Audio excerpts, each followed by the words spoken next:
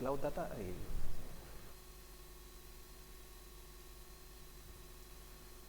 Bueno, yo creo que vamos a empezar ya, tampoco lo vamos a demorar mucho más. Así que nada, bienvenidos al Centro de Referencia Nacional de Desarrollo Informático y Comunicaciones. Y buenos días, pasa. Y bueno, quería presentaros a Federico Caro del Moral, que bueno, es antiguo compañero de la facultad y sufrimos juntos en la Politécnica unos cuantos años. Y bueno, actualmente es el manager, director del Cloud Data IA. El director del Centro de Especialidad de Cloud Data e Inteligencia Artificial. De VAS, ¿vale? De la empresa VAS, que es una empresa que está, bueno, no sé si la conocéis, pero vamos, es una consultora bastante grande que se dedica a proyectos prácticamente de todo tipo, ¿no? Y uno de ellos, pues ahora mismo están muy metidos en temas de inteligencia artificial y bueno, pues Fede es uno de los expertos en esa materia, así que bueno, os dejo con él, ¿vale? Y espero que disfrutéis la masterclass. Muchas gracias, Fede, por venir hoy. Bueno, nada, buenos días y bienvenidos a todos. Lo primero de todo es paradme cuando queráis, preguntad lo que queráis. Esto es un diálogo y no un monólogo, ¿no? Bueno, tengo aquí unas notas y lo primero que quiero dar es gracias a mi compañero Javier Rodríguez Pascua, que es el director del Centro de Referencia Nacional en Desarrollo Informático y Comunicaciones. Creo que tiene el puesto más largo de toda la historia de España, ¿no? Para mí es un honor estar aquí, además con Javi tuve la ocasión de disfrutar de una práctica de compiladores en un verano de allá del año 97, creo recordar. Y estamos comentando que hace 25 años que terminamos la carrera, con lo cual, bueno, nos pone en un brete como de maduritos. Bueno, empiezo la charla. He aprovechado para explicaros la IA generativa con un ejemplo de IA generativa. Es decir, esto,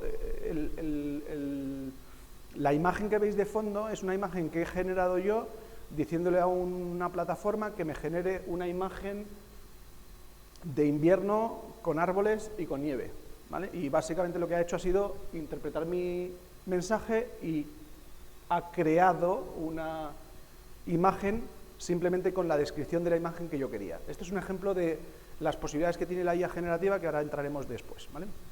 Entonces, dentro de la charla, lo primero que os quiero trasladar es...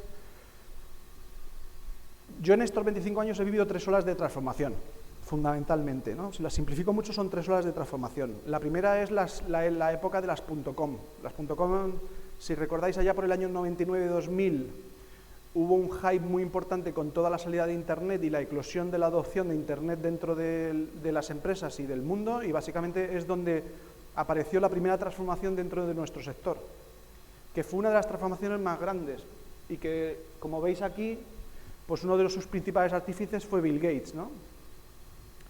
Pero fijaos que Bill Gates lo que dice es que él considera que la implantación o la adopción de inteligencia artificial, y en concreto con la IA generativa, es el mayor avance en la tecnología desde que se inventó la interfaz gráfica de usuarios.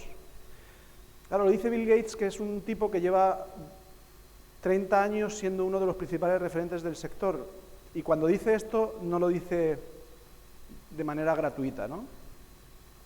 Volviendo un poco a mi historial, la segunda de las olas que os comentaba era cuando en 2007 sale un señor diciendo que ha inventado un iPod con pantalla, que además es un teléfono y además puedes navegar por Internet. Y además dijo que todo eso era un dispositivo solo, ¿no?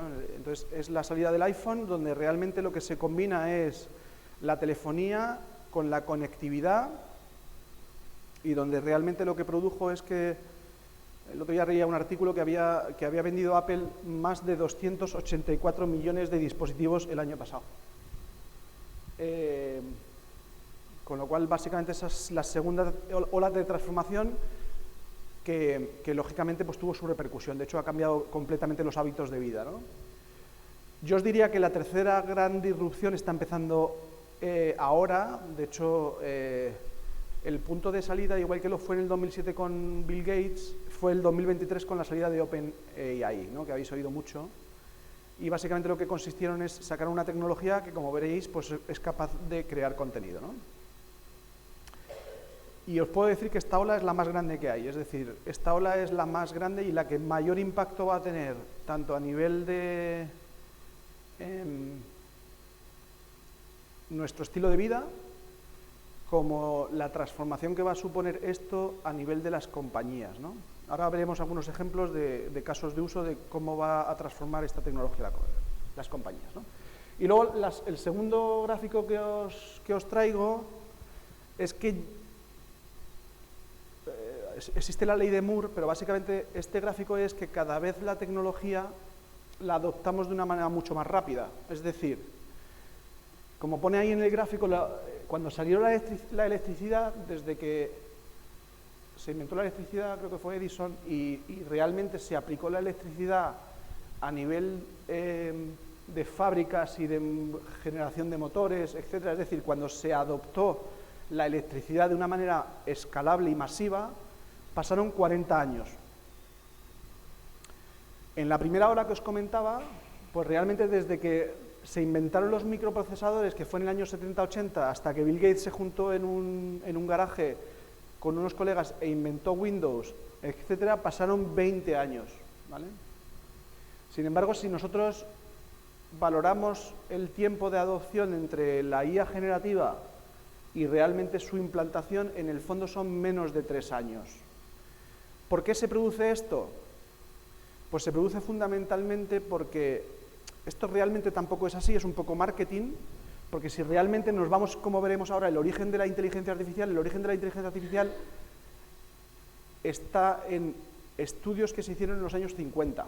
Es decir, las bases teóricas que dan soporte a lo que es la aplicabilidad de la IA generativa viene del año 50.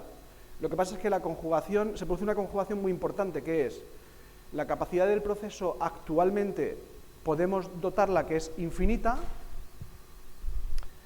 La conectividad, que es otro punto que también no lo pensamos, pero la capacidad que tenemos ahora mismo de que un coche tenga un 5G permite que el coche tome la determinación de si hay una persona delante y poder frenar, con lo cual la conectividad permite que con la capacidad de proceso pueda tomar decisiones en tiempo real, identificando el tiempo real como menos tiempo de lo que un humano tardaría en tomar la decisión. Es decir, un coche eléctrico actualmente puede tomar una decisión antes de la que la puedo tomar yo, ¿vale? Y la tercera básicamente es la evolución de los algoritmos y las teorías matemáticas y estadísticas que realmente han ido evolucionando para permitir que la tecnología tenga los habilitadores que vamos a ver a continuación, ¿no? Entonces, combinación de proceso, combinación de conectividad, combinación de la evolución de los algoritmos que dan base a esta tecnología. Pero realmente esto sucede. Si vosotros al final analizáis las generaciones posteriores a la nuestra, yo me acuerdo perfectamente que yo tengo un hijo de 18 años que está estudiando informática. Él está estudiando informática 25 años después de que lo hice yo. Yo estudiaba informática con un libro. Él estudia informática mirando vídeos. Yo también tengo una anécdota aquí, y es que antes de incorporarse a la facultad se estaba sacando el carnet de conducir. Y me encontré con que mi hijo estaba sacándose el carnet de conducir haciendo test y complementando haciendo test con vídeos, pero no se leyó el libro.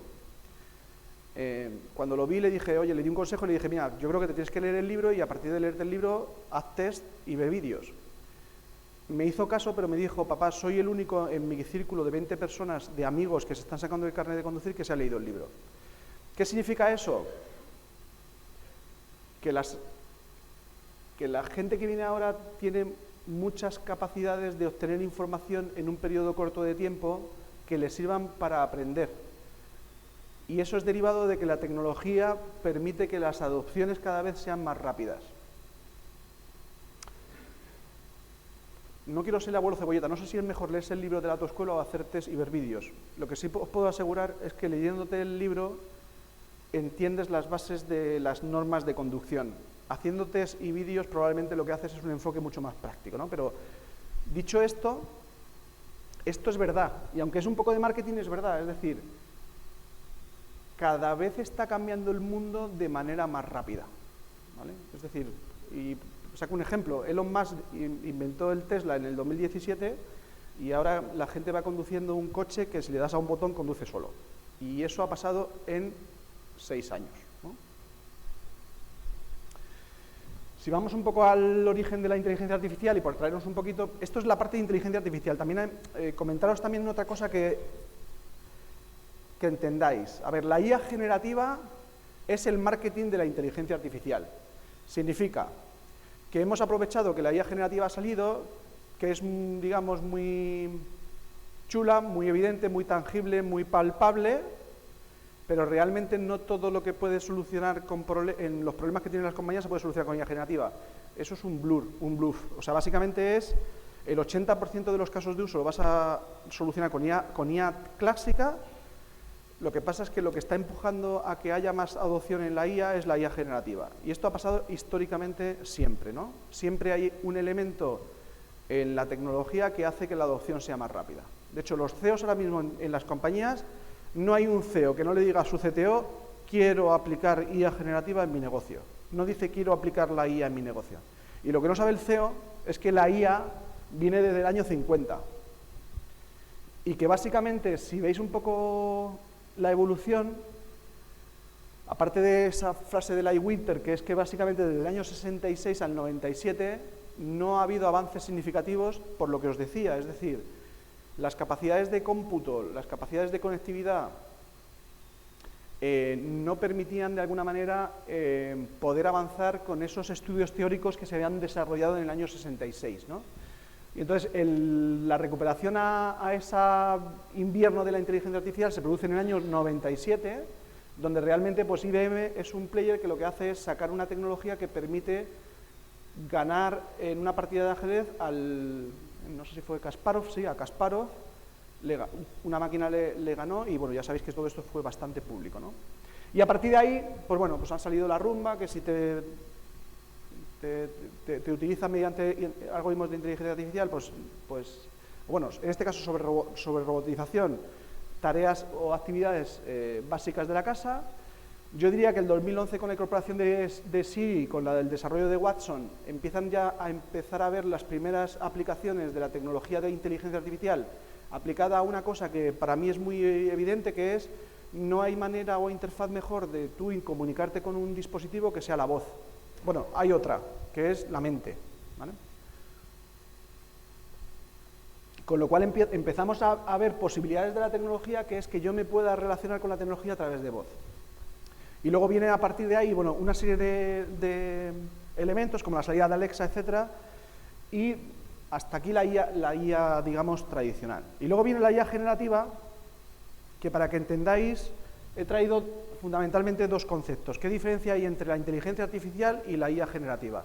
Bueno, básicamente, por decirlo muy rápido, la inteligencia artificial es una rama de la ciencia que además este señor y yo estudiamos en cuarto de carrera, con lo cual en el año 97 lo dimos, y dimos una carrera que básicamente lo que hacía era enseñarnos que había modelos matemáticos y modelos tecnológicos que te permitían resolver problemas concretos.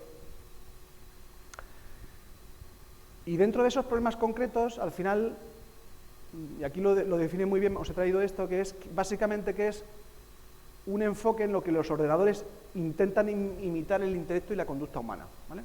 A partir de ahí avanzamos y aparece la famosa frase del Machine Learning, que es una subtipología de la inteligencia artificial, donde realmente lo que hacemos es aplicar inteligencia artificial a datos. Os pongo 2 o 3 ejemplos de lo que es Machine Learning, ¿vale? Machine Learning es una tecnología que me permite, por ejemplo, si yo le doy las características químicas del vino y le doy las características químicas de 200.000 vinos, la tecnología de Machine Learning me puede decir, cuando yo le pase las características químicas de un vino, si es un vino blanco, si es un vino tinto, si es un vino de Ribera del Duero, si es un vino de La Rioja. Es decir, ese es un tipo de habilitador que te permite este tipo de tecnología. Otro tipo de habilitador que te permite esta tecnología es, si yo soy un cliente que compra en el Corte Inglés, en función de mi interacción histórico de compra, pueden adivinar ciertas cosas de mí. Por ejemplo, si yo vivo en el barrio de Salamanca y además he comprado palos de golf, puedo deducir con una probabilidad alta de que soy una persona con renta alta.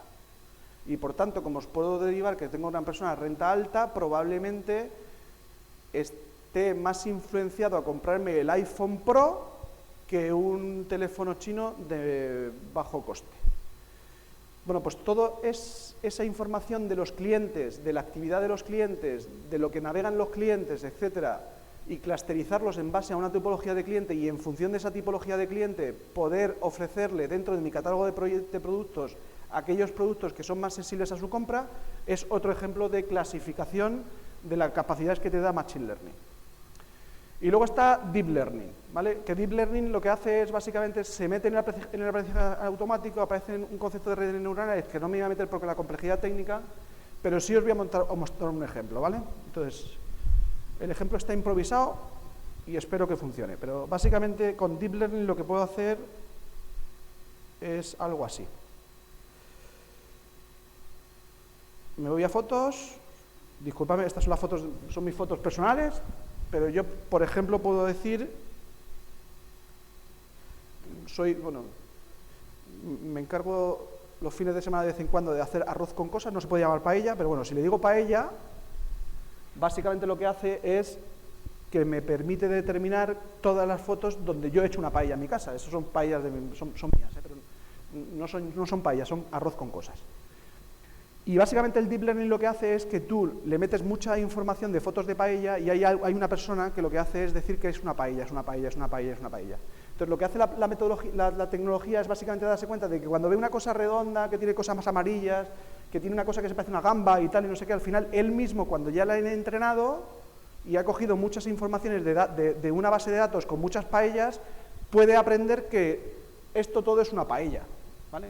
Y fijaos que además hay distintos tipos de paella, un plato de paella, es decir, esto es un poco la tecnología de Deep Learning que básicamente lo que hasta ahora había habido es dos tipos de algoritmos, uno que se llaman supervisados y otro que no se llama supervisados. Algoritmo supervisado significa que tiene que haber un humano donde a partir de muchas fotos de paella diga que esto es una paella, esto es una paella, esto no es una paella, y entonces con un entrenamiento el algoritmo lo aprende. Y la segunda, que es la base de la inteligencia artificial generativa, es que ya no necesito a un humano para que me supervise mi tarea.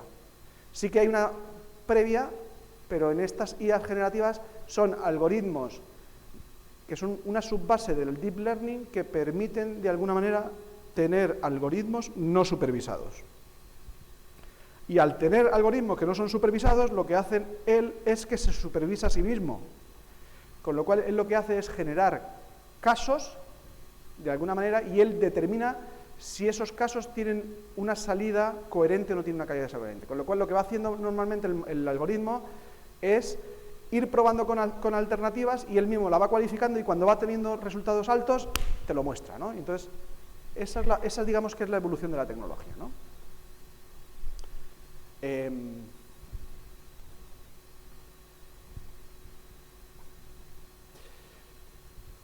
La IA generativa, como su propio nombre indica, es un subconjunto de algoritmos de la inteligencia artificial que permite generar contenido. La imagen que habéis visto al principio de la charla era una imagen generada con un simplemente descriptivo de sácame una imagen de invierno con árboles y con nieve, pero imaginaos que yo os voy a poner un caso muy divertido, ¿no? Yo no sé si habéis tenido una impresora 3D alguno de vosotros, pero yo podría decirle a una máquina, sácame un tornillo con la cabeza no sé qué, que cumpla el estándar no sé cuánto, y además genéramelo por la impresora 3D. Bueno, pues efectivamente ya hay casos en los que si les das el contexto y el modelo oportuno, la gente está empezando a generar piezas industriales con una descripción del lenguaje natural. Claro, ¿qué es lo que hace el sistema? Lo que hace es coge el descriptivo, genera una imagen, genera un prototipo, se lo pasa a la impresora 3D, la impresora 3D lo crea en 3 dimensiones y ya lo tengo. Claro, las posibilidades de esto, como os decía, pues claro, eso digamos que es muy llamativo, es muy tangible su resultado, ¿no?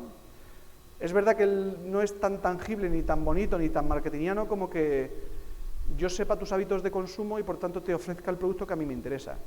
En el fondo es lo mismo porque la tecnología está bien, pero es verdad que no es tan llamativo, no tiene tanto marketing, ¿vale?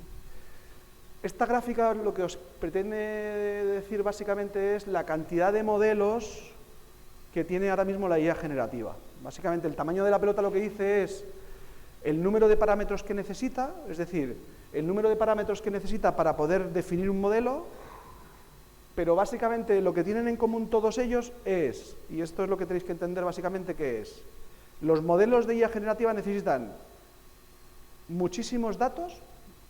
De hecho tenía ahí básicamente un dato que no sé si era varias decenas de petabytes necesita ChatGPT para funcionar. Luego tiene billones de parámetros para configurar sus modelos y necesita, por tanto, una capacidad de cómputo tremenda, ¿vale? Y aquí, básicamente, he lanzado una afirmación y dos preguntas.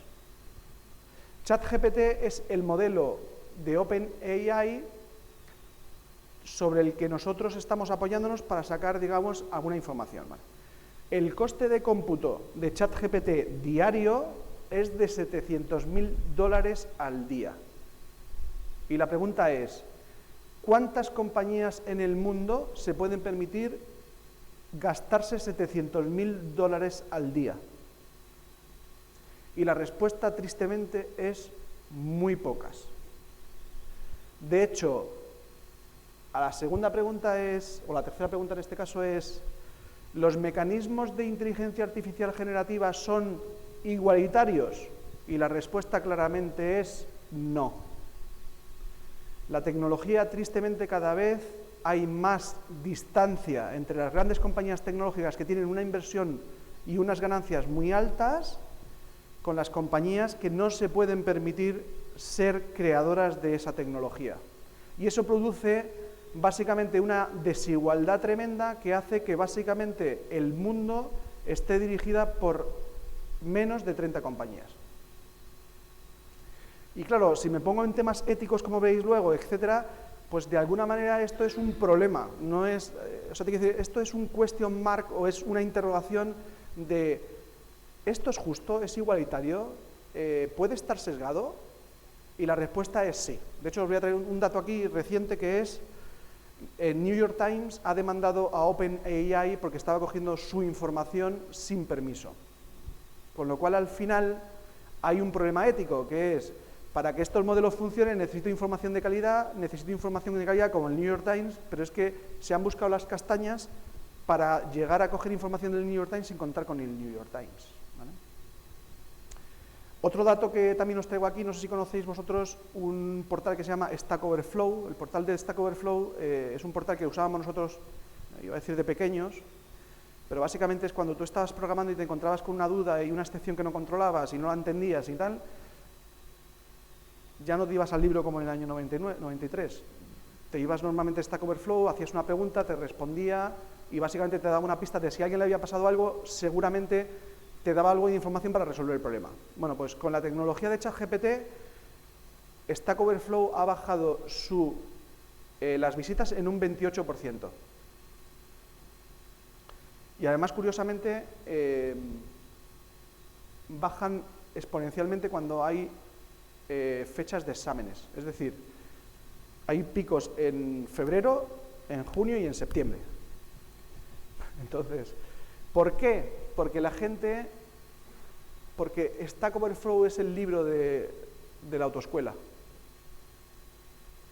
Y mi hijo no quiere el libro de autoescuela, quiere el vídeo y el test. Entonces ya se va a ChatGPT y le pregunta que tengo este problema. Pero ya no le pregunta que tengo este problema. Ya lo que le dice es que me haga un código, que haga un bubble short sobre una lista de números y le saca el código. Y además le puede decir que se lo saque en JavaScript, en Python o en Java. Y ahí hay una pregunta que no he puesto aquí, que es, ¿la tecnología nos hará, perdonadme por la expresión, idiotas? Yo creo que la respuesta es sí. Y aquí hay un tema que yo también saco, perdonadme siempre que me voy al terreno personal.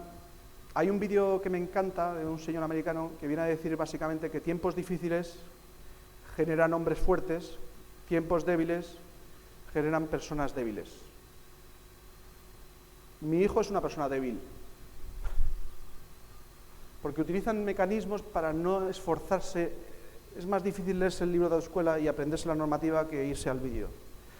Y eso es un problema, porque al final, como veréis, esta tecnología es una verdadera amenaza para todos los departamentos de ingeniería del software del mundo. Y es la primera vez que la tecnología impacta en colectivos altamente cualificados. Hasta ahora, la tecnología es, yo tengo un data center, tengo una persona no cualificada que hace una tarea repetitiva, a mí no me gustaría ser abogado ahora, porque realmente esta tecnología destruye abogados. Es muy sencillo. Un abogado que ha recién salido de la facultad, al final lo que hace normalmente es saber la normativa, que yo se le he metido un modelo, saber la historia, que se le ha metido un modelo, y lo que le hace un abogado es darme casos similares al problema que tengo con mi cliente, y la tecnología me lo va a dar. Esta sería una visión un poco más negativa. Yo me quiero crear con una visión un poco más positiva, y es, la tecnología mejora la eficiencia, pero también tenemos el deber todos de a nuestros hijos, y es un consejo que os doy personalmente, tengo 3 hijos, creo que en muchas cosas me he equivocado. Lo que teníamos que haber hecho mi mujer y yo es educar guerreros, porque al final lo que estamos haciendo es la tecnología y nosotros le estamos poniendo las cosas demasiado fáciles. Y al final la cantidad de profesionales altamente cualificados en general no es tan grande, y en particular en España ocurre. Lo estáis grabando, bueno, me da igual. Yo pertenezco a una compañía que son 4.500 empleados. Si vosotros me dijeras a mí, si mañana montas una empresa y te quieres traer, ¿a cuántos te llevarías? Me llevaría al menos del 20%. Y estoy siendo optimista, ¿eh? ¿Por qué? Porque al final realmente nos volvemos cómodos. Y luego la última pregunta es la rentabilidad. Y aquí os traigo algún dato, por ejemplo, hay una empresa que se llama GitLab, cuyo objetivo, GitLab viene de tecnologías que nos ayudaron mucho a todo el tema del ciclo de vida del software, sistemas de gestión de la configuración, lo que es el proceso de construcción del software, de integración continua, de continuos despliegues, es decir, todos los procesos que pasen desde que yo genero un código hasta que lo llevo a producción. Bueno, pues la empresa GitLab se ha metido en una inversión en IA generativa para permitir generar una tecnología que se llama Copilot, y Copilot básicamente es ser el copiloto del desarrollador, y es básicamente ser el Stack Overflow inteligente, en el que yo tengo aquí a mi copiloto, que es una máquina, yo estoy programando y yo le pregunto a mi copiloto que me ayude.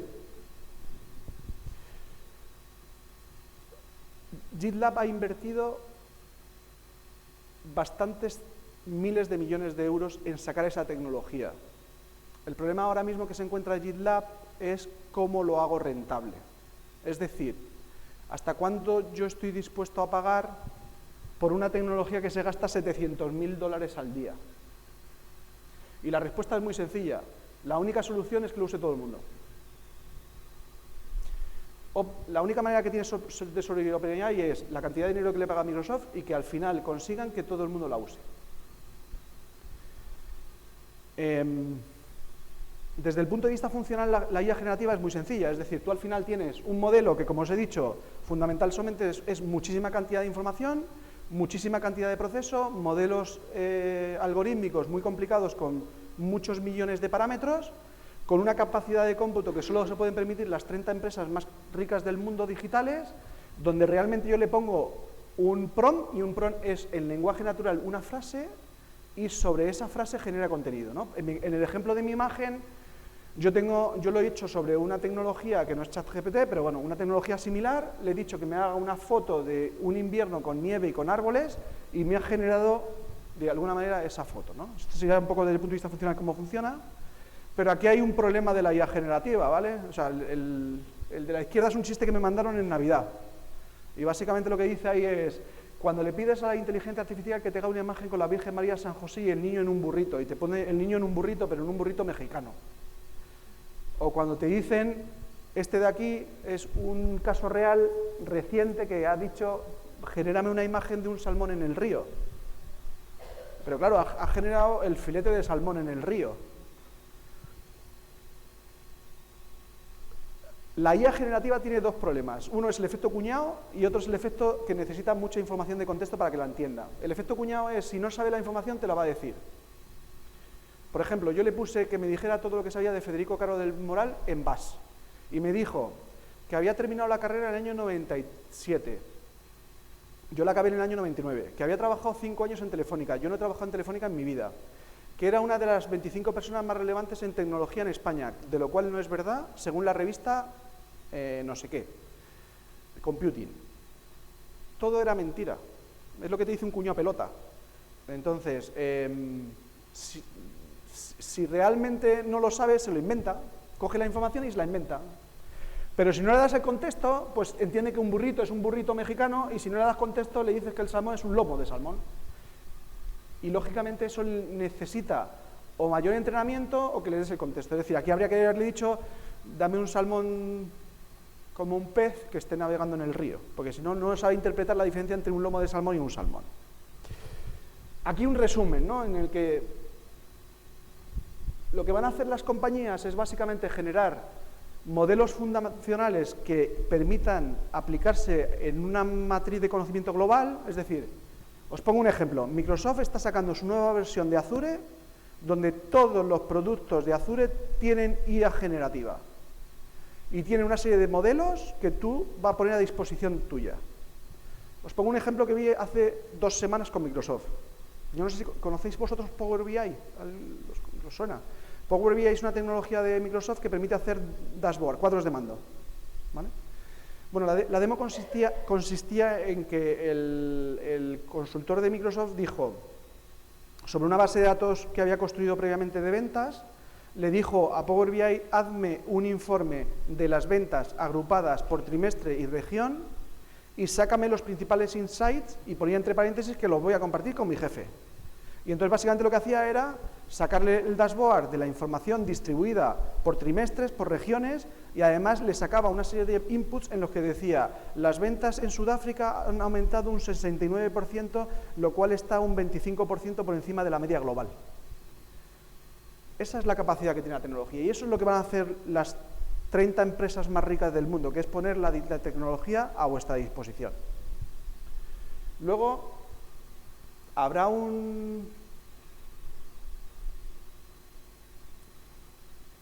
y eso es externo, es decir, al final lo que cogen son modelos de información externa, pero lo tenemos que adecuar a la parte interna. Os pongo un ejemplo.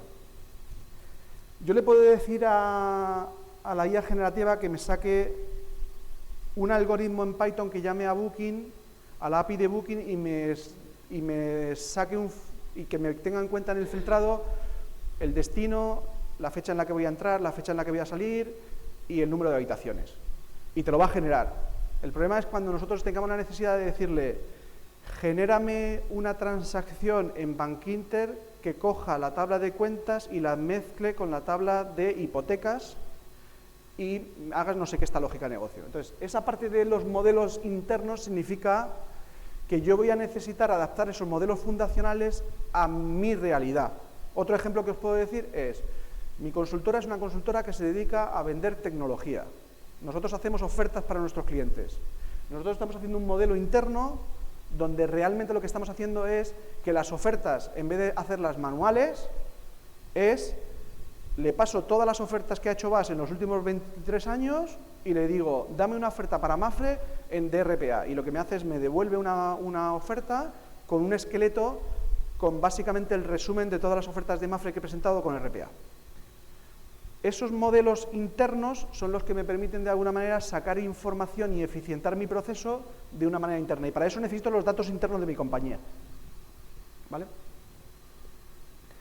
Esto va a permitir básicamente que tengamos un framework de AI que todo el mundo use, pero hay 3 temas que tenemos que tener en cuenta. Lo primero, la seguridad. Hay un caso que no recuerdo muy bien, pero básicamente lo que venía a decir es, le preguntaba algo así como cuáles son los barrios en Madrid donde se vende droga. Y le decía que no podía contestar a su pregunta. Y entonces le daba la vuelta al que preguntaba y le decía algo así como, bueno, hacía la pregunta de otra manera un poco rebuscada y de tal manera que la máquina entendía que lo que le estaba preguntando era algo bueno y era algo malo y le dio toda la información de dónde se vendía más droga en Madrid, ¿vale? Entonces, la seguridad es, la información se puede utilizar de manera buena o de manera mala y somos nosotros los encargados de decidir cómo la podemos utilizar. El tema ético. Os vuelvo al caso del Tesla. Si yo pongo el piloto automático, estoy por la autovía a 120 y me encuentro una situación en la que tengo un motorista y tengo un perro en los que se me cruzan y la máquina tiene que tomar una decisión, ¿la decisión cuál es? ¿Matar al perro o matar al motorista? Lo estoy exagerando mucho, ¿eh? Pero eso en los modelos pone un tema ético, es decir, la tecnología tiene que tomar decisiones por el humano, pero las decisiones son éticas o no son éticas. Y esto es un tema muy peliagudo, porque OpenAI no está siendo ético con el mundo cogiendo la información del New York Times sin permiso del New York Times. Es un tema poco ético. Con lo cual, si las compañías que desarrollan la plataforma y la tecnología no son éticas, tenemos un problema. Y luego un tema de compliance, y es muy relacionado con el sesgo. Cada vez más la sociedad está más sesgada, cada vez emitimos más corriente de opinión y además cada vez más esa corriente de opinión a veces está basada en hechos no fundados. Es decir, hay noticias de que en las elecciones de Estados Unidos hay campañas que hacen los chinos para sesgar el voto de los americanos. Y esto es verdad, y al final no es nada más que generar contenido mal. Generar contenido falso y tendencioso. Entonces ¿cómo controlamos eso? ¿Cómo controlamos que una información no es veraz, no tenemos la fuente de trazabilidad, ¿no? Y luego allá a la derecha tenemos un poco las opciones que tenemos que tomar, pero me voy a quedar con básicamente dos de ellas. Dos de ellas que es: la tecnología va a cambiar los hábitos de vida y por tanto vamos a tener que adaptarnos, sin duda. La tecnología viene para eficientar y por tanto nosotros vamos a poder hacer más trabajo en menos tiempo. Y además va a optimizar las operaciones de las empresas. Es decir, las empresas ahora mismo que vivimos una sociedad loca donde toda la compañía quiere crecer a doble dígito, con esta tecnología lo que va a permitir es crecer a doble dígito aplicando tecnología para que todos sus procesos sean más rentables, más eficientes, ¿no?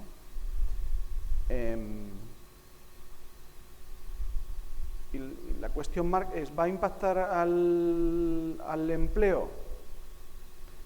Mi opinión, y es una opinión personal mía, es que sí. Y aquí me acuerdo una vez cuando, en los años 80, cuando Margaret Thatcher salió con no sé si recordáis, un problema en Reino Unido, donde salían todas las personas que se dedicaban a la mina de carbón, porque habían cerrado las minas de carbón y han dicho que eso ya no se iba a desarrollar en Reino Unido. Esto va a pasar. Pero no se acaba el mundo, es decir, pues habrá que buscar otro tipo de actividades, otro tipo de cualificación y ser más eficientes, ¿no? Lo que tengo claro es que vamos a vivir en una sociedad con capital intelectual. Lo que significa es: no dejéis de aprender.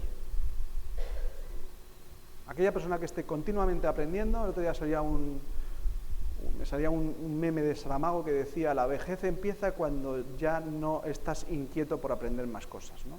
Y tenía razón. Con lo cual, mi mensaje aquí para vosotros es: vamos a vivir en una sociedad de capital intelectual. No dejéis nunca de aprender.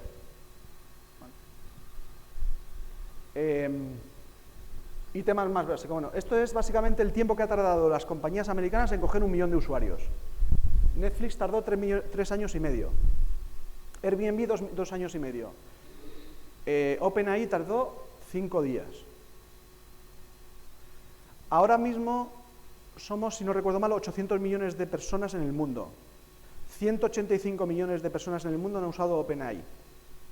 Significa que 1 de cada 4 personas usa OpenAI diariamente. Y esto es lo que ejemplifica lo que os decía: la adopción de la tecnología cada vez es más rápido, y esto es evidente, ¿no? Y luego esta parte de aquí, que es un estudio de manera agregado que es cuál es el impacto en la economía de la tecnología. Internet, la medición que hace este estudio del MIT es que es un 10% del EBITDA, es decir, con el impacto de Internet las compañías tuvieron un incremento de sus márgenes y de sus ganancias de un 10%. Con el tema del vapor tuvimos un 25%, con la electricidad un 35%, con la inteligencia artificial un 50%. Es decir, las compañías cuando apliquen inteligencia artificial, ya sea por reducción de costes operativos o por nuevas vías de ingresos, van a tener un impacto en su cuenta de resultados del 50% de sus ganancias. Sí.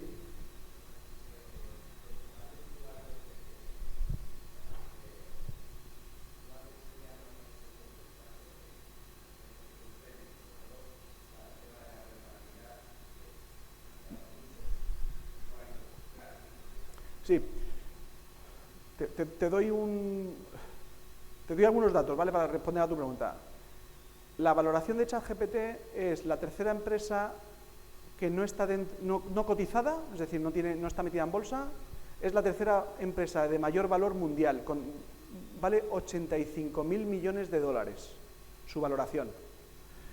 La facturación de OpenAI, creo recordar que es de 100 millones anuales.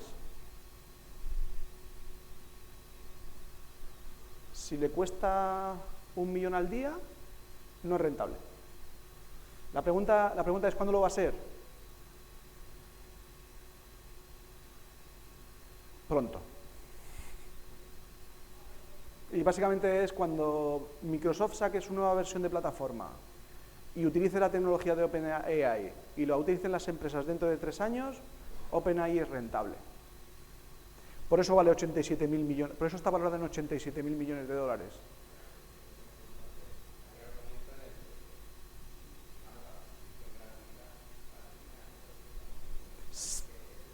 No lo que voy a terminar, pero digamos que va a ser un freemium en el que vas a tener una capacidad muy, muy pequeñita de hacer cosas, ¿no? Es decir, te van a dejar que la pruebes, pero te van a decir 5 preguntas al día, yo qué sé, o tres imágenes al día, pero si quieres sacar más, te vas a la Pro, que es más o menos lo que hacen. Es decir, te van a dejar que la pruebes para que te le mueves. Si la quieres utilizar tú para tu día a día, no la vas a poder utilizar con una ¿no? O sea, yo, por ejemplo, ¿para qué la utilizo yo ahora? Yo cuando me iba a un cliente, antes normalmente me costaba mucho, por ejemplo, me iba a Mapfre. Yo no sé cuál es la cuenta de resultados de Mapfre. Entonces, yo normalmente utilizo esta tecnología para decirme, oye, dame la cuenta de resultados de Mapfre del 2023. Y ya sé si el ingreso ha subido, si ha bajado, cuáles son sus principales líneas de estrategia en la compañía, etcétera, ¿no? Y te dice cosas muy interesantes, por ejemplo, Mapfre, dices, pues la división de hogar y la división de coches está bajando su margen operativo. Entonces tú ya sacas conclusiones y es, claro, ¿qué le pasa al seguro del hogar y el seguro de un automóvil? Que básicamente el coste operativo de arreglar un coche es mucho más caro que el que era hace 2 años, pero no te traslada ese sobrecoste a tu prima. Con lo cual, las compañías que se dedican ahora a hogar o al coche son menos rentables. Pero claro, lo utilizo diariamente, porque me voy a ver a Mapfre o a Estrella Galicia o me voy y tal, entonces lo utilizo diariamente. Claro, si yo tengo una vez, o sea, habría un momento que a mí la free se me queda corta, ¿no? Entonces, a tu pregunta es, ¿va a ser rentable? Sí, en poco tiempo sí, ahora es rentable no, y te van a dejar que lo pruebes, pero muy poquito.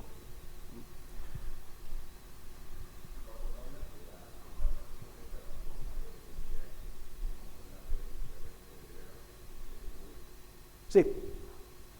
O sea, Google dentro de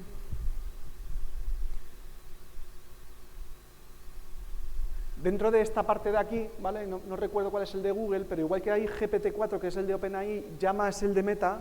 Creo recordar que, no sé si alguno lo sabéis, pero aquí, Lambda. ¿Ves este Lambda de aquí? Esa es la tecnología BART que tiene Gemini, que es la solución de Google que te está permitiendo ahora con Vertex y esa plataforma hacer lo mismo que va a hacer Microsoft. Dicho de otra manera, Google se ha inventado su propio OpenAI.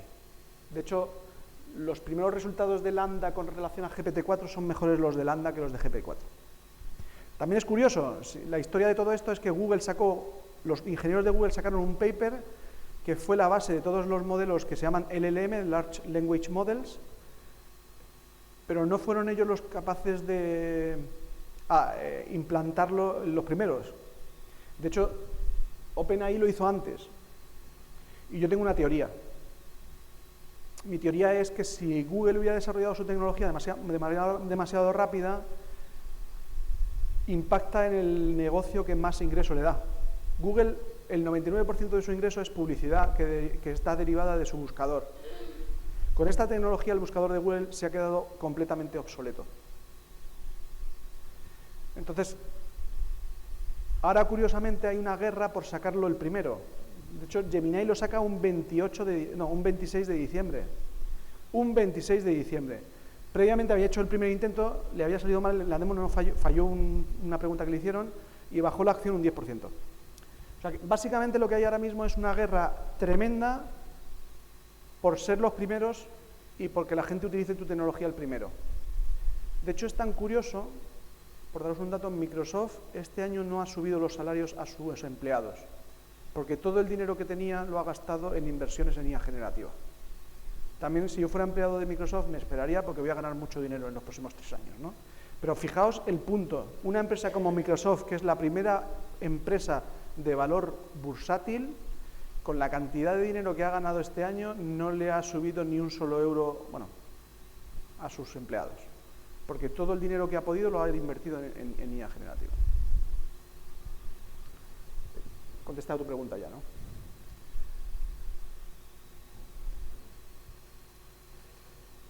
Y bueno, aquí os saco un poco qué están haciendo esos 4 grandes, dentro de los 30, cuáles son esos 4 grandes, ¿no? OpenAI, como os decía, lo utiliza 1 de cada 4 personas, ¿no? Perdón, antes te he dicho 100 millones de ingresos, no, 1.000 millones de ingresos, perdón. Pero vale 87.000 millones de valoración. Es la tercera empresa no cotizada con mayor valor. Con lo cual, viendo los 1.000 millones de euros y sabiendo que le cuesta casi 1 millón de euros al día, 365 más lo que le cuestan los ingenieros, probablemente ya sea rentable. Amazon se ha quedado un poco detrás de la guerra y básicamente lo que ha hecho ha sido sacar una tecnología que se llama Bedrock, que lo que hace es un catálogo de modelos que ellos han cogido los mejores modelos, los han metido en una biblioteca y te los ponen a disposición tuyas en Amazon Web Service. Luego, está sacando la versión de Alexa 2.0 y aquí quiero hacer un pequeño inciso, y es el valor que tiene la tecnología para ayudar a personas y a colectivos necesitados. La capacidad de Alexa 2.0 es poder mantener una conversación completamente coherente durante mucho tiempo. Con lo cual, imaginaos la cantidad de personas, y quiero pensar, por ejemplo, en España, la cantidad de pueblos que tienen 30 habitantes y la media del habitante en esos pueblos de Castilla y León son de 70 años. Esta tecnología va a permitir a que esas 70 personas tengan un acompañante. Es verdad que es un acompañante digital, pero es un acompañante que le va a preguntar cuál es tu opinión sobre lo que está haciendo Pedro Sánchez. Es un acompañante donde le va a decir, oye, ¿cuáles son las principales noticias de Hola? ¿Qué le ha pasado al rey de Dinamarca y cómo está la FER con tal? O sea, te quiero decir, le va a dar compañía. Y luego, para reaccionar, Amazon lo que ha hecho es hacer parecido a Microsoft, que es básicamente, ha invertido en una tecnología que se llama Chronicle, que son ex ingenieros de OpenAI que han montado una especie de OpenAI propio, ¿vale? Google, el 6 de diciembre, Google sacó Gemini en su plataforma, 3 modelos establecidos para Enterprise, Pymes y tal, y Google Bard compite con ChatGPT con mejores resultados. Aquí quiero decir una cosa, una transformación que hay ahora mismo es que todos los teléfonos inteligentes y todos los ordenadores que van a salir en el mercado van a tener inteligencia artificial. El primero de ellos salió ayer, que se llama el Samsung AI. Y el Samsung AI tiene una funcionalidad que es que vas a poder hablar con un chino en tiempo real y traducirlo en el teléfono, por ejemplo, ¿vale? Entonces, y bueno, luego Microsoft, pues bueno, Microsoft yo creo que es el que está ganando la batalla. Os voy a traer aquí una cosa que a mí me encanta, que es un producto que os lo voy a explicar muy rápido. Voy a quitar la voz, me voy a ir al minuto 3. mientras que lo explico, es el primer teléfono sin pantalla del mercado. Las aplicaciones son tremendas. Eso parece un pin que le pones aquí en una chaqueta, ¿no? Como si fuera mi micrófono. Bueno, imaginaos un invidente que tiene ese dispositivo aquí con una cámara y que le está diciendo al invidente lo que está viendo. El invidente tiene un acompañante visual y por tanto puedo ayudar a una persona invidente a que se maneje de manera independiente.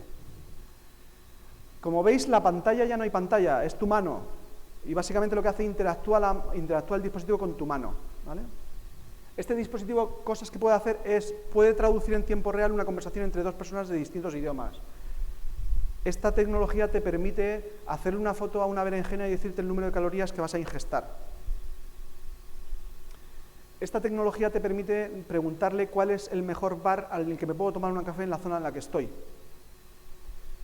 Esto es la traducción de que la interfaz más natural en el ser humano es la voz después de la mente, ¿no?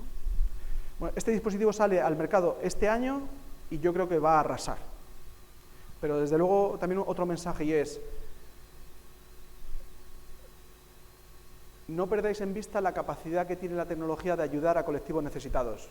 Y todos los que nos dedicamos a la tecnología creo que tenemos el deber moral de ayudarles. El otro día escuché en la radio que salía un producto de una universidad y tristemente vuestros centros, las universidades, etcétera, son verdaderos propulsores de esta tecnología. Sacaban una tecnología que se llama Celia, jugaban con el nombre de Celia porque cel.ia, ¿no? Celia, y precisamente era aplicar la tecnología de Alexa a personas y colectivos mayores y además que estuvieran solos. Y básicamente lo que hacen es un mecanismo en el que tú tienes un acompañante que te permite de alguna manera saber cómo estás. De hecho, se aplica mucho a personas que tienen problemas como Alzheimer, porque Celia lo primero que te hace es un examen y lo primero que te pregunta es ¿en qué día es hoy? Y tú le tienes que contestar. Entonces, básicamente, él va determinando por las respuestas si tu Alzheimer va evolucionando o no y, por tanto, le ayuda a alguien a determinar cómo está esa persona y si necesita ayuda, ¿no? Bueno, esta es la traducción del... Os voy a pasar la presentación, el vídeo y todo esto, pero vamos, insisto, para mí este dispositivo va a cambiar el mundo, ¿no? Os traigo aquí una pequeña también guerra, que es la guerra de los microprocesadores.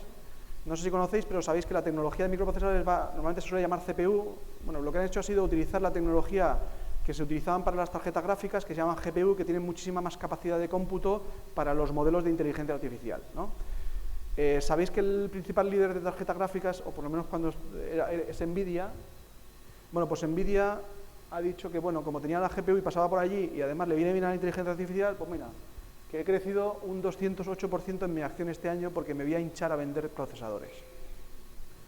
Y AMD, y ahí os pongo, en diciembre del 2023, corresponde con este punto de aquí. Ahí AMD dice que va a dedicar inversión a sacar procesadores similares a los de Nvidia. Y sube todo eso, ¿no? Y luego Intel lo que está haciendo es haciendo lo mismo para tus ordenadores personales. Es decir, los ordenadores a partir de ahora, como os decía, van a tener todos capacidad de IA generativa. ¿Qué significa eso? Que le vas a poder preguntar que te haga un resumen de un PDF que tienes en el disco duro, por ejemplo, ¿vale? Aplicaciones al negocio. Aplicaciones al negocio, pues fijaos. Primera cosa que quiero desmitificar. La IA generativa no vale para todo. Y fundamentalmente no vale para los principales problemas que tienen las compañías. Por ejemplo, la cadena de suministro. No sé si estáis al tanto, pero entre que el canal de Panamá está seco y el canal de Suez están invadiendo los hutúes y los terroristas, resulta que las compañías están pidiendo material porque Volvo se está quedando sin material para poder hacer coches, ¿no? Entonces, no lo va a resolver la IA generativa. Los UTIs, ¿no? UTIs. Bueno, ¿para qué aplica la IA generativa? Para ventas, para marketing, Para ventas, ¿por qué? Porque te voy a poder meter tecnología donde la relación conmigo se produzca de una manera de lenguaje natural. ¿Por qué en ventas? Porque le voy a poder decir a la persona que vive en el barrio de Salamanca que tiene un palo de golf, le voy a poder poner fotos con personas jugando al golf y además me las voy a poder inventar sobre la marcha. Ahora mismo con la tecnología actual tenemos un problema y es que los diseñadores no son capaces de generar tantos activos digitales de imágenes y de vídeos para una persona específica de golf. Porque hay personas que nos gusta el golf, bueno, a mí no me gusta el golf, el tenis, el golf, el fútbol, el no sé qué. Entonces, hay tantos colectivos que no hay capacidad, ni dinero, ni inversión para generarle activos, imágenes, vídeos relacionados con lo que yo quiero que compre un cliente. Con lo cual, ventas, marketing igual. Es decir, yo voy a tener la capacidad de...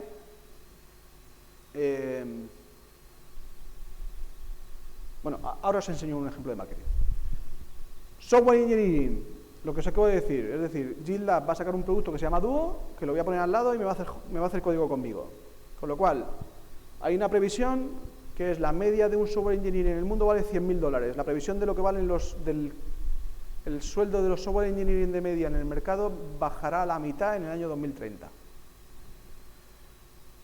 Es una estimación, y un estudio que no sé si será verdad. Pero lo que tengo claro es que los software engineering a partir de ahora no van a cobrar tanto como cobraban antes. Y luego para el tema de investigación y Customer Operations. El ejemplo más real de todo esto es un call center. Si yo con tecnología y generativa puedo tener una conversación con mi cliente en un problema que tengo en postventa, yo ya no voy a tener al otro lado una persona humana. Voy a tener un interlocutor que me va a resolver el problema con lenguaje natural. Además, voy a decidir si lo que me habla es una persona, o sea, una voz mujer o una voz hombre. Y además me va a resolver el problema de una manera muy eficiente. Y luego la parte del producto es investigación y desarrollo, es decir, las farmacéuticas, las empresas industriales están utilizando la IA generativa. Y os dejo la industrial, que es la más sencilla. La IA generativa permite generar piezas de una manera mucho más eficiente. El caso de la impresora 3D que os he contado es un ejemplo, ¿vale? Aquí, sí.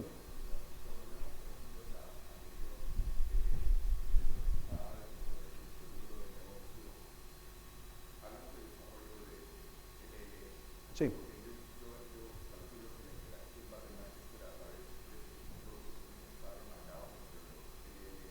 Sí. Sí. Eso es. Lo que pasa es que tú... Te pongo un ejemplo, ¿vale? Para que lo entiendan mejor. La cadena de suministro no lo vas a resolver teniendo un chatbot conversacional. Lo vas a resolver sacando los datos de tu proceso desde que tú compras la materia prima hasta que desarrollas el producto final y se lo llevas al cliente. ¿Y eso qué significa? Que yo voy a poder coger los datos y decir a un transportista qué ruta tiene que hacer para llevar los pedidos de su cliente de manera más eficiente. Y además le voy a poder decir, si hay un atasco, cuál es la alternativa más fácil para que llegue antes. Y le voy a poder decir cuál probabilidad existe de que haya un atasco. Entonces, eso no se resuelve con IA generativa, se resuelve con inteligencia artificial, pero no con IA generativa. Con lo cual, si tú miras los ejes, al final lo que está diciéndote es qué impacto voy a tener en mi cuenta de resultados y qué impacto voy a tener en el uso del porcentaje funcional que te da la tecnología. Con lo cual, el que menos impacto tiene en el negocio y el que menos capacidad funcional tiene para usarlo son esos ejemplos, ¿no? O sea, dicho de otra manera, las ventas y el marketing es por donde tienes que empezar. Los equipos de ingeniería del software tienen una herramienta para ser muy eficiente. Los call centers van a tener herramientas para ser más eficientes y van a tener un problema para mantener el empleo.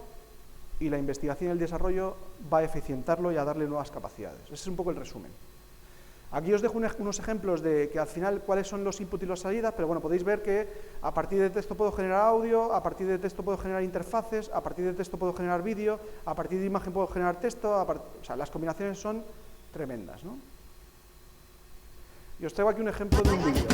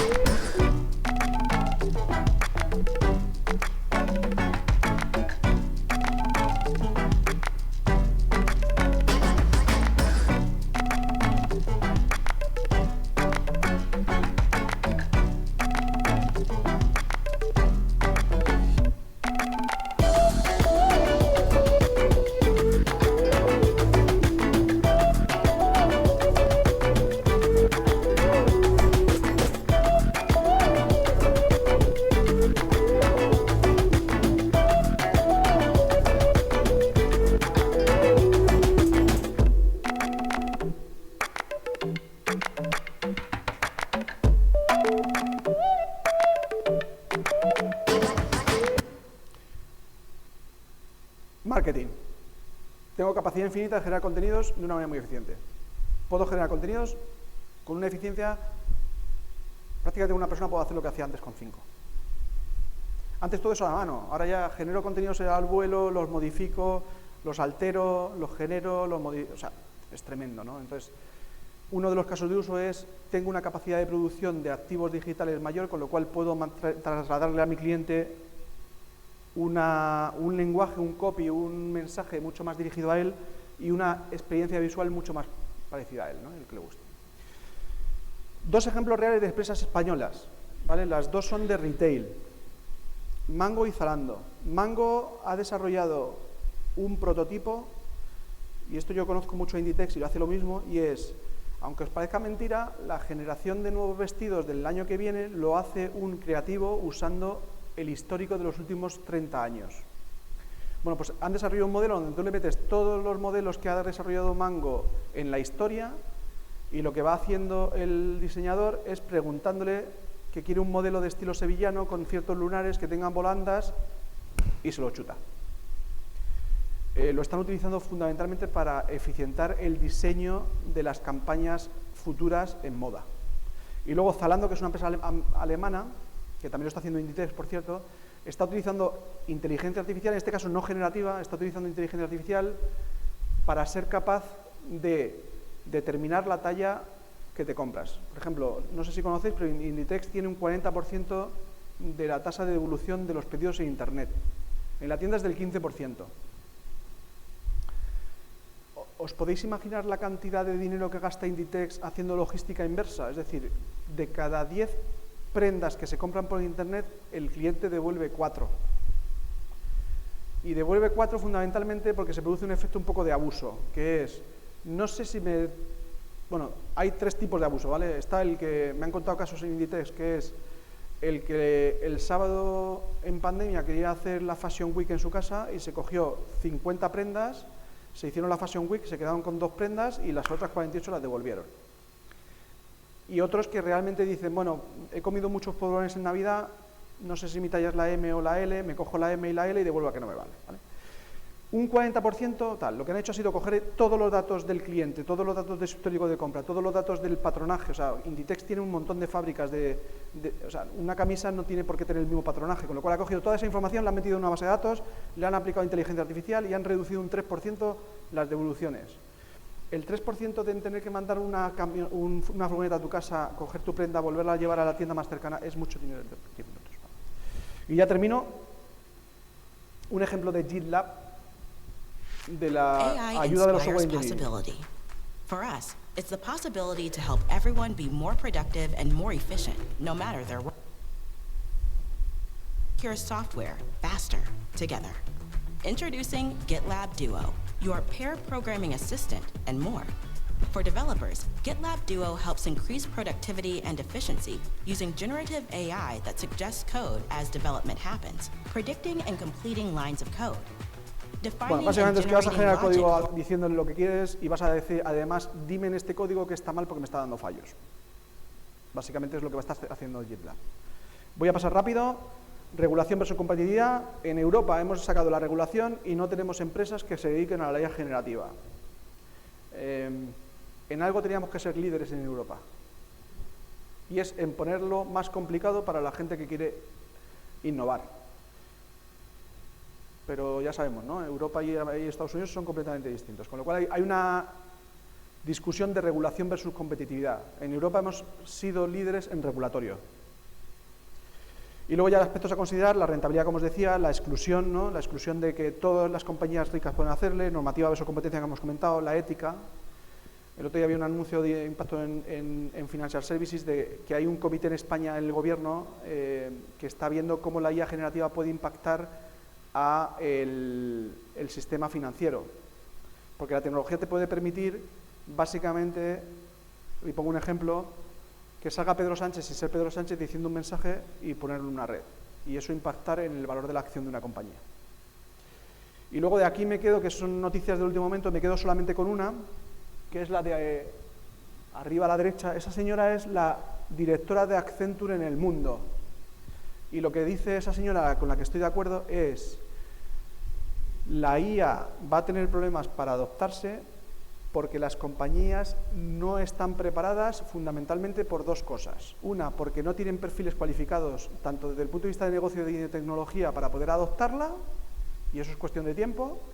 Y la segunda, más importante, y es porque las compañías tienen los datos de mala calidad, sesgados y aplicando lo que yo llamo la ley de Conway. Y es, las compañías por cada proyecto, cada departamento sacan una base de datos con unos datos de la compañía.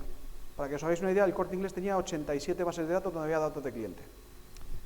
Cuando quieres aplicar la IA generativa es más eficiente cuando tienes el dato, lo tienes unificado y lo tienes con calidad. Pero si no tienes el dato unificado ni lo tienes con calidad, pues entonces tienes un pan como unas tortas. Y las compañías aplican mucho la ley de Conway, con lo cual, en función de los flujos de comunicación de las compañías, generan plataformas tecnológicas alineadas con esas conversaciones. Por poneros un ejemplo, el Corte Inglés tenía una plataforma tecnológica para no alimentación y una plataforma tecnológica para alimentación. Eso solo se debía a que había un área organizativa para no alimentación y un área organizativa para alimentación. La plataforma tecnológica tenía unas sinergias del 80%. Y eran dos plataformas distintas. Pues ahora aplicaos una organización que tiene 10 áreas distintas, con 25 subdepartamentos distintos, y ahora queréis aplicar inteligencia artificial interna para aplicar los datos. La respuesta es, necesitamos tiempo. Con lo cual, tenemos tiempo para pensar, para aprender, para educar a nuestros niños como unos guerreros y para prepararnos para esta ola que viene, que es muy, muy grande y que es importante, ¿no? Por mi parte, perdonadme, me han pasado 13 minutos. Sí que quería este momento para que hicierais preguntas, alguna duda, alguna curiosidad. Soy todo vuestro. Perdón.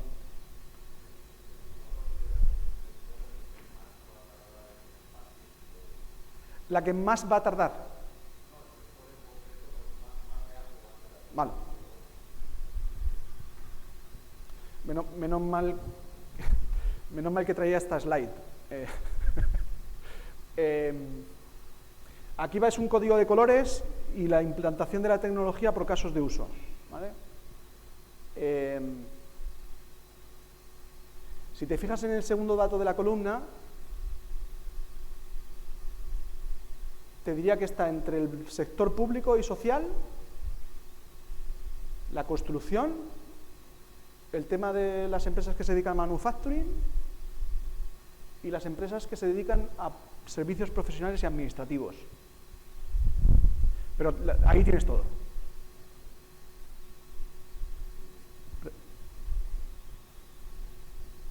Todos los modelos de IA generativa son modelos de aprendizaje no supervisados. Sí y no, porque sí que es verdad que... O sea, sí que es verdad que necesitan una especie de fase inicial para ser supervisada, es decir, al final lo que hacen es mandarle mucha información, esa información la empiezan a etiquetar. Lo que pasa es que hay un momento en el que cuando la información es la suficiente, los parámetros lo han configurado y el etiquetado ha sido suficiente, a partir de ahí la máquina aprende. Entonces la máquina lo que hace es básicamente ir generando casos, o sea, ir generando salidas y él mismo las va autoevaluando. Lo que sí puede ocurrir básicamente es que cuando tú le dices que pinte una imagen de un salmón en un río y te pinta un lomo de salmón en un río, haya alguien que mejore el modelo para decirle, oye, cuando mezclas el concepto de lomo y de salmón, entiende que el lomo es un pescado y no es el lomo tal. Entonces, en el fondo es una combinación, pero lo que sí ocurre es que la tendencia será que los algoritmos en el futuro cada vez sean menos supervisados. Que sea la propia máquina la que genere alternativas y la propia máquina la que decida si la alternativa es válida o no. Por ejemplo, ayer salió un anuncio de DeepMind, la empresa de Google, que básicamente había conseguido resolver un problema algebraico al mismo nivel que el que ganó hay una especie de olimpiadas matemáticas en todo el mundo, pues consiguió los mismos resultados que el ganador. Y básicamente lo que decían es que el modelo lo que hacía era incluso empezar a ver alternativas de las hipótesis o sea, ellos llegaban al resultado y también eran capaces de ver cuál era la base de por qué había llegado a ese resultado. Bueno, pues habían descubierto alternativas que el ser humano no había descubierto.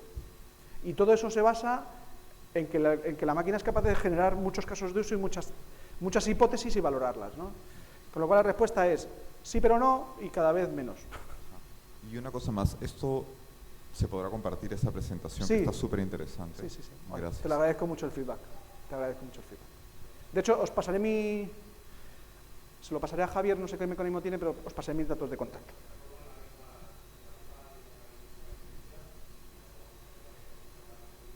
Os pongo mis datos de contacto por si queréis. Yo a ti te conozco. Sí, del Corte Inglés. De Corte Inglés, vale. Coincidimos Perdona ahí. por las referencias. Ya.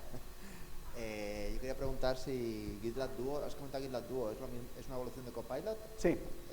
¿Qué diferencia hay? ¿Has salido ya? O sea, básicamente es una evolución de Copilot. Lo que pasa es que Duo creo que, por lo que he leído, el lema por el que saca el producto es que tiene la suficiente inteligencia para detectar errores en tu código. Es decir, no solamente es capaz de ayudarte a generar código, Copilot no corregía, ¿no?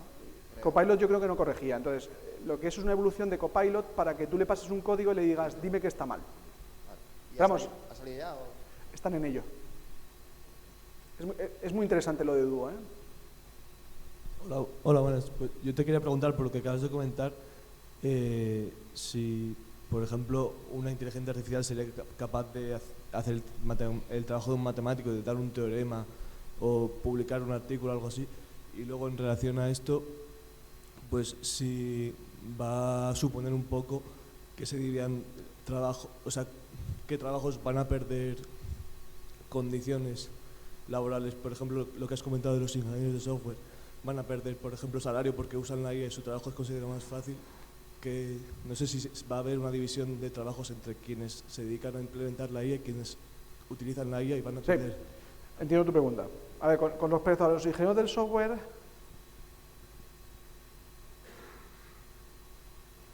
a ver, yo tengo casos de gente muy joven que con 3 años de experiencia cobran 60.000 euros.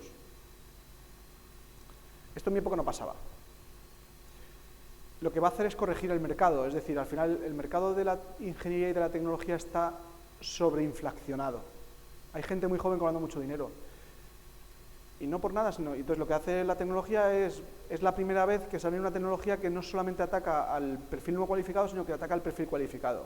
En el fondo lo que se va a producir no es que vamos a despedir a los ingenieros del software, sino que realmente hay herramientas que permiten a un ingeniero del software ser más eficiente. Pero si me preguntas a mí, lo único que va a hacer es normalizar la situación del mercado en un ingeniero del software, que es que si tienes 3 años no puedes cobrar 60.000 euros porque está sobreinflacionado, es decir, el valor que aporta un ingeniero, y además el ingeniero antes cambiaba de trabajo y multiplicaba subía un 20% su valor, ¿no? Entonces yo creo que el valor estaba sobreinflacionado. Si tú me preguntas qué empleos no van a tener impacto en la tecnología, yo te diría, pon una panadería. Cualquier trabajo artesano no va a poder ser sustituido por la tecnología. Lo que pasa es que vuelvo a decir, es decir, hay dos maneras de ver las cosas. Una, la amenaza que supone la tecnología para mi empleo o la ayuda que me supone la tecnología para el empleo. Y la diferencia entre una visión y otra es el capital intelectual. Antes comentábamos con Javi, la máquina no va a ser capaz de decirte, métete en el protocolo H323 y genérame un código de no sé qué, que me haga no sé qué y que el punto... O sea, te quiero decir, no va a llegar a ese punto, va a llegar al punto en el que antes cuando te ibas a Stack Overflow y tenías un problema te lo va a resolver. O va a llegar hasta un punto cuando si mi hijo no sabe sacar en Python el directorio de ejecución en el que está, te va a ayudar.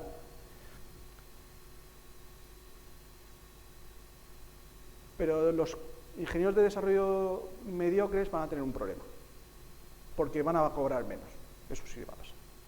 Con lo cual mi recomendación es, no te asustes, estudia mucho y no vas a ganar, y si vas a ser ingeniero del software pues no vas a ganar tanto como antes, pero no, tampoco pasa nada. ¿Matemáticos?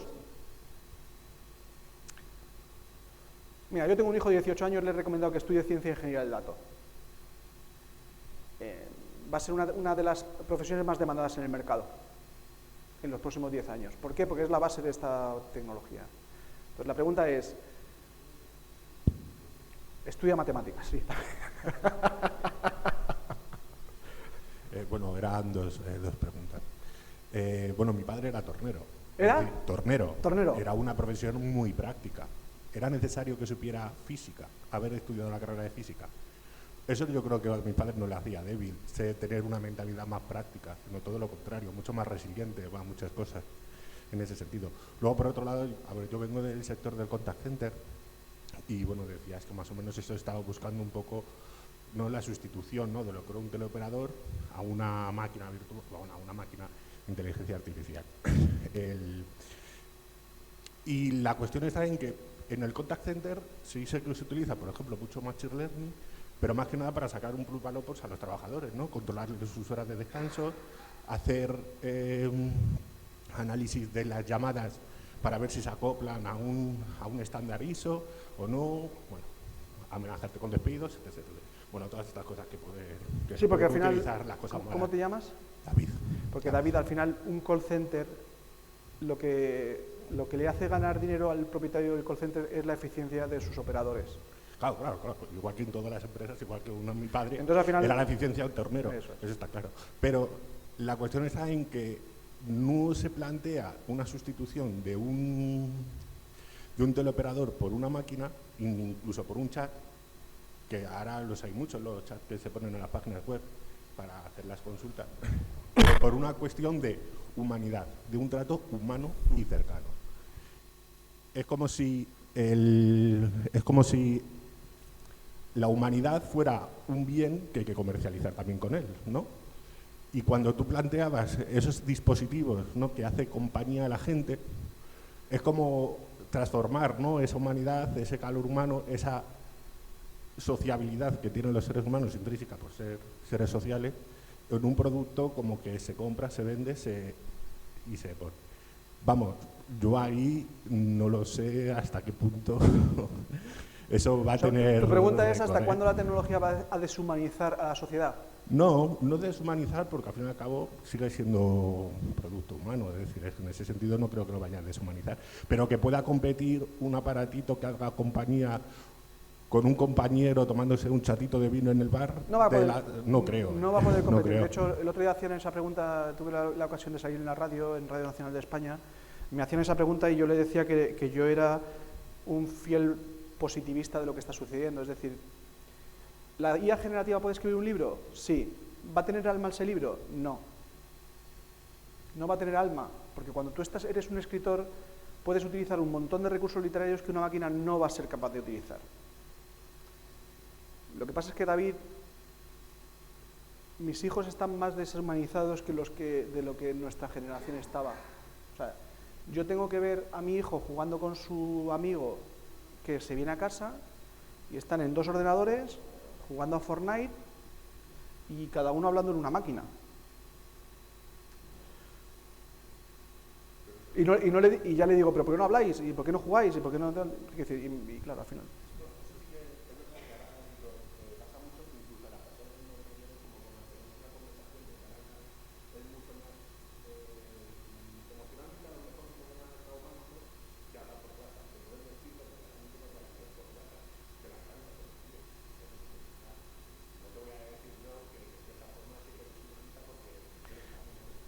Yo creo que al final se deshumaniza. Ahora bien, yo te digo, yo tengo posibilidad de hacer teletrabajo.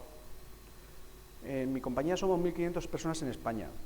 Aproximadamente que vayamos todos los días a la empresa somos un 20%. El 80%, el 90% de los equipos de ingeniería están teletrabajando. Cuando me preguntan a mí si estoy a favor del teletrabajo, les digo que sí, y me preguntan por qué voy todos los días a la oficina. Y la respuesta es muy sencilla. Porque me relaciono con gente. Porque me tomo un café con uno y me da una opinión sobre una cosa, porque hablo con otra persona sobre tecnología y me da su opinión, y porque me enriquece. La pregunta es, ¿vas a tener ese enriquecimiento con la tecnología? La respuesta es no.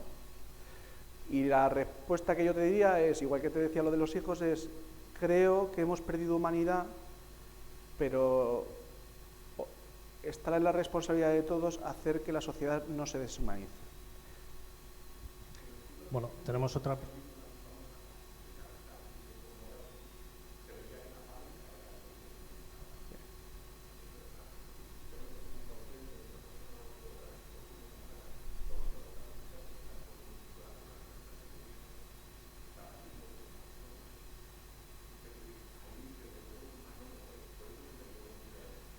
Sí, David, lo que pasa es un discurso que tiene mucho contenido. Yo solamente te digo si analizas la evolución de la humanidad, los artesanos estaban en su casa trabajando 24/7.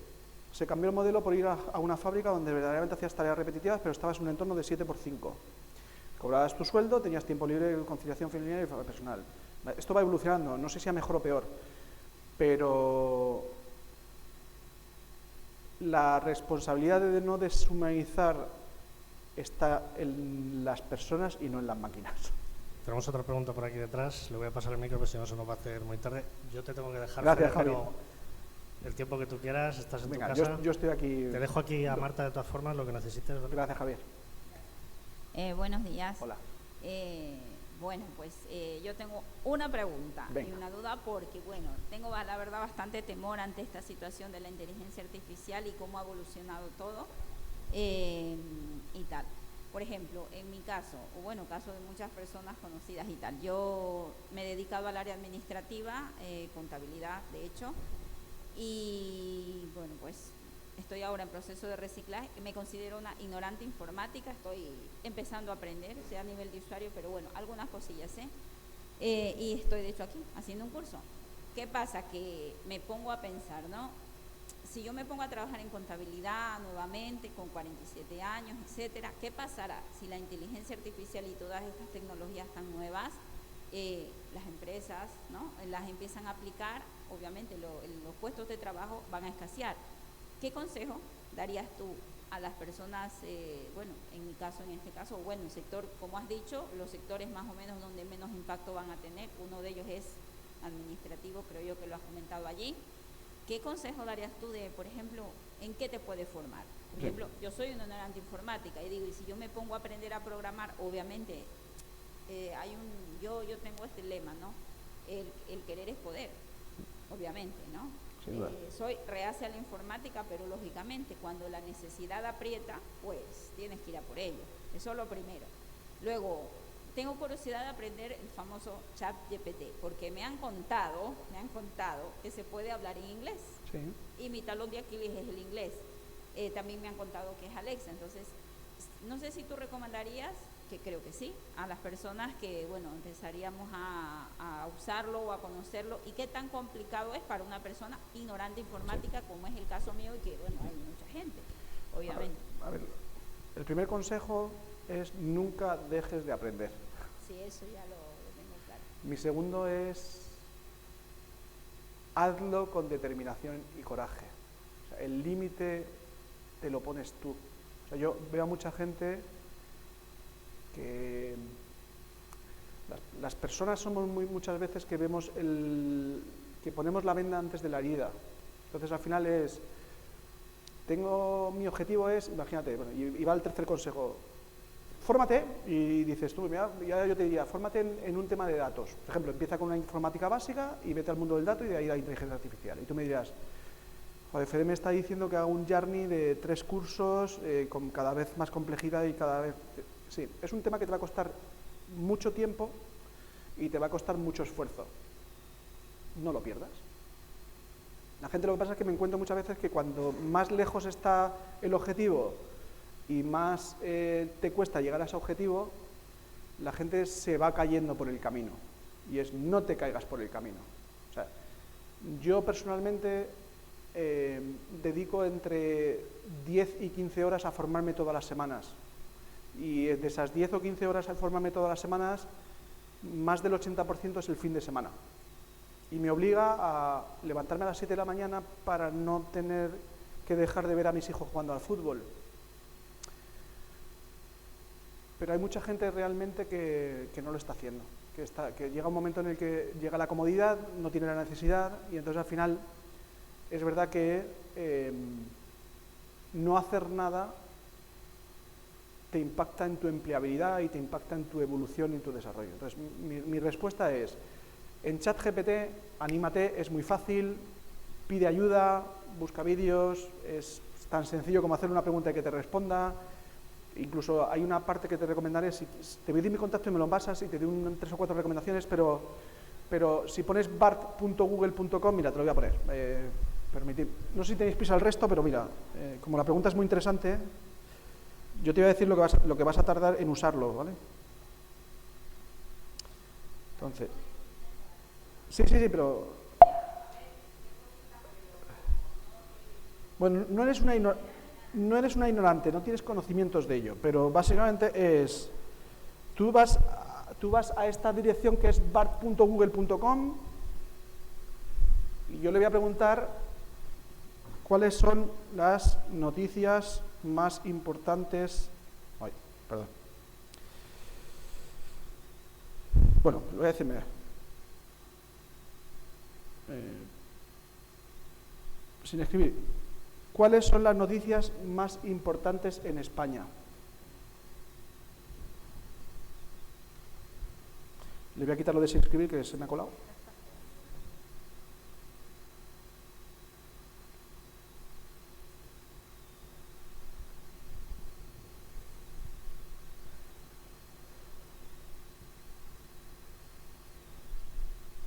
Me habla de la ley de amnistía, me habla de la nueva ley de pornografía contra los jóvenes, me habla de Irán y la situación con Pakistán, me habla de la Eurocámara, me habla de tal. Entonces, por ejemplo,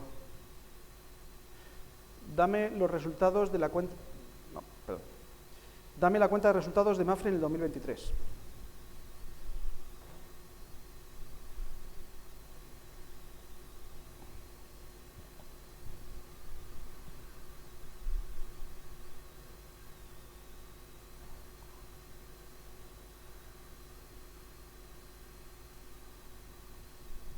Y contestaba tu pregunta. Dame los 2 principales cursos para yo aprender a ser un ingeniero de datos.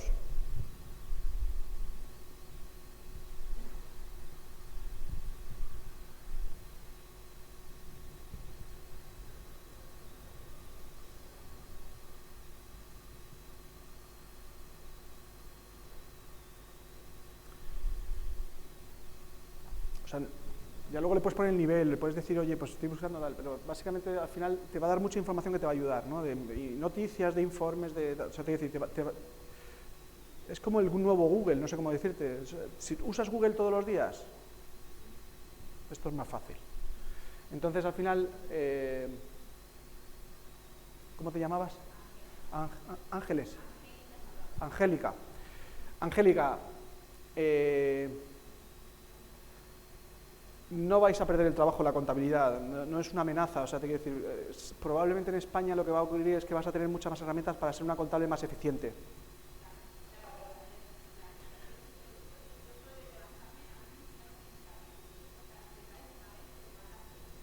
Eso es. Y yo... Sí. Y luego, mi recomendación es... Mete en tu día a día aprender tecnología, te va a venir bien.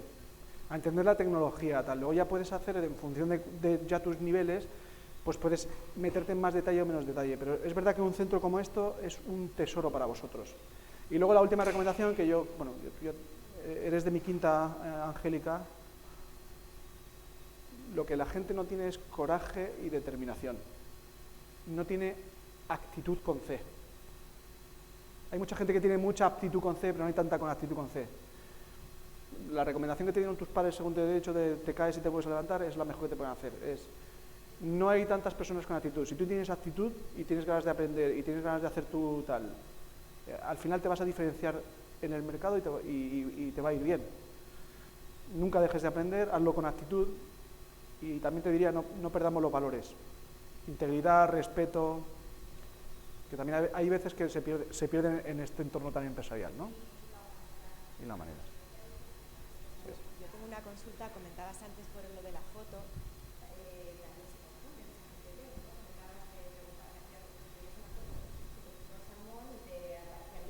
¿Qué fiabilidad, qué veracidad hay cuando tú le haces una consulta de que eso es verdad, que están cogiendo datos fiables? O sea, las tecnologías que están generando imágenes actualmente, a ver, hay 2 determinaciones en tu pregunta. Una es, por ejemplo, Adobe Firefly, que es la que os he enseñado que ha salido el pajarito y el río y tal, y no sé qué. Adobe ha comentado que todos los datos que usa para generar esos modelos son datos privados suyos, no utiliza datos de terceros, con lo cual está haciendo un uso ético del modelo. Y la segunda es, las compañías están empezando a generar marca de agua. Cuando tú generas una imagen, te va a decir un Power BI IA generativa, para determinar cuándo una imagen es real y no es real. Por ejemplo, la noticia que os daba hoy de que ha salido el Samsung AI nuevo, tiene una capacidad de que tú le digas que genere fotos, pero te va a salir con una marca de agua que te va a salir, esta imagen ha sido generada por Samsung. A partir de ahí, lo que quieren hacer las compañías para protegerse. También te digo, hay muchas capacidades de utilizar la tecnología por debajo y ser malo.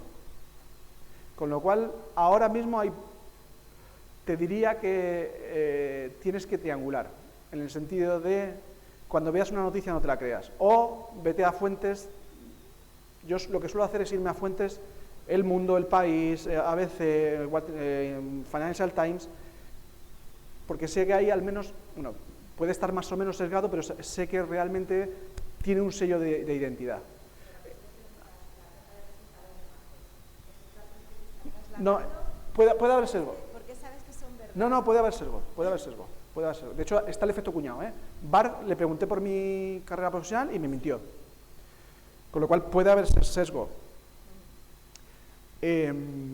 También es verdad que en este tipo de preguntas, claro, lo que yo he hecho ha sido cogerme la cuenta de resultados de verdad y el resultado que me da Bart, y como la cuenta de resultados es un dato público que tiene un PDF y que por tanto lo puede coger, normalmente es más fiable. Lo malo es conmigo, que no tiene tanta información para poder atenderme, entonces se pone ahí como el cuñado pelota. Pero tienes que tener cuidado. La respuesta es, tienes que verificar que la información que te da Bart es real. Pero también te puede ayudar. Bueno, pues nada. Muchas gracias a todos, ha sido un placer estar aquí.